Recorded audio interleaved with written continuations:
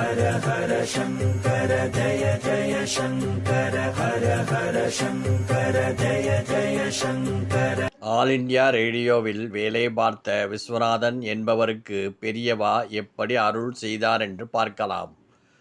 மனைவியோடு ஊருக்கு கிளம்பும் முன் விஸ்வநாதன் பூஜை அறைக்கு வந்து பெரியவா படத்தை நமஸ்கரித்துவிட்டு, ஊரில் திருட்டு பயம் அதிகமாக இருக்கிறது, நீங்கள்தான் வீட்டை பார்த்து கொள்ள வேண்டும் என்று வேண்டிக் கொண்டு கிளம்பிச் சென்றார்.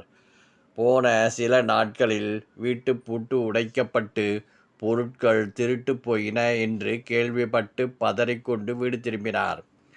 பொருள்கள் எல்லாம் சிதறி கிடக்கும் அலங்கோலத்தை பார்த்து போலீஸை வரவழைத்தார். கை ரேகைகள் பதிவு செய்யப்பட்டன. மெல்ல சுதாகரித்து கொண்டு சிதறி கிடந்த பொருட்கள் அதன் இடத்தில் வைத்துவிட்டு இவையெல்லாம் காணவில்லை என்று பட்டியலிட்டு பார்த்தால் எதுவுமே திருட்டு போகவில்லை என்று தெரிந்தது. ஆச்சரியம் தாங்க முடியவில்லை. வீடோ ஒரே கலேபரமாக இருக்கு. அதனால் எந்த சாமானையும் திருடர்கள் எடுத்துச் செல்லவே இல்லையே, என்ன நடந்தது என்று திகைத்தார்கள்.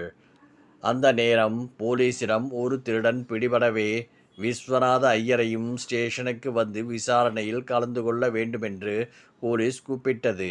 அங்கே சென்றவருக்கு தனது வீட்டில் திருடர்கள் ஏன் எதையும் எடுக்கவில்லை என்ற மர்மம் தெரிந்தது.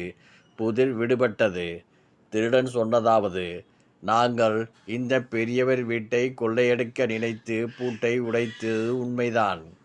பொருட்களையெல்லாம் கலைத்து போட்டுவிட்டு பணமும் நகையும் தேடப் போன போது ஒரு கிழவர் தடியும் கையுமாக வந்து ஓடுங்கடா ஓடுங்க என்று விரட்டவே பயந்து போய் நாங்கள் எதையும் எடுக்காமல் ஓடிவிட்டோம். அவரை பார்த்தாலே மிகவும் பயமாக இருந்தது.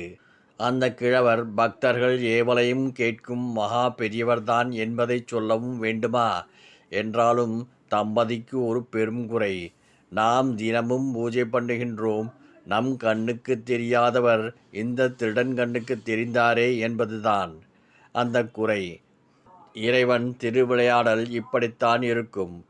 விழுந்து விழுந்து சிரமப்பட்டு கோவில் கட்டின ராமதாசுக்கு காட்சி தராத ராமபிரான் ஏன் கட்டினாய் என்று சவுக்கெடுத்து விளாசிய தானிஷாவுக்குத்தானே முதலில் காட்சி தந்தார். ஏன் இப்படி என்றால், பக்தனாக ஏற்கனவே இருப்பவனை பற்றி கவலை இல்லையே. யாருக்கு பக்தி இல்லையோ அவனையும் பக்தனாக்கி கோவில் கட்ட வைக்க வேண்டுமே என்பதற்காகத்தானேன்.